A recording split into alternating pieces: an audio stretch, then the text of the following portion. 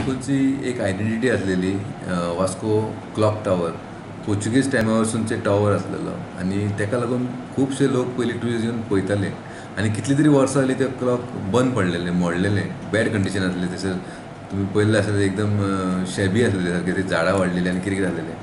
खंय तरी एफर्ट घालून ते आयज आमी कंप्लीट केल्लेले आसा हे एफर्टाक पयलींचे कावन्सिलाचो सुद्दां हात आसा पूण कंप्लीट मागीर आमी चड इनिशिएटीव घेतली आनी तें काम पूर्ण करून घेतलेलें आनी आयज ते तुमकां पळोवंक गावता चारूय वटेनसून ते टायम पळोवंक गावता आनी एक अशें दिसता की आमी वास्को खातीर एक नवे ते क्लॉकाक हार्ट बसयलेले आसा आनी ते परते चालू केल्लेले आसा आमकां तो स्पॉट जो आहा पळय तो म्हाका कितें एक डिफरंट ब्युटिफाय करून एक ट्युरिस्ट स्पॉट करपाचो मनान आसा कित्याक असले वॉच पळोवपाक तुमकां म्हणजे आनी खंयसर व्हेरी डिफिकल्ट आहा खंयसर दुसरे एरियाक पळोवपाक मेळपाक आमचे जे वॉच आसा वॉल क्लॉक ते आतां रिस्टोर जाल्ले आसा बरें दिसता आनी सायडीन कितें आनी कितें आसा जाल्यार आमी मातशें तें बरें करतले आनी रोखडेंच करतले I thank the stakeholder who has taken initiative आनी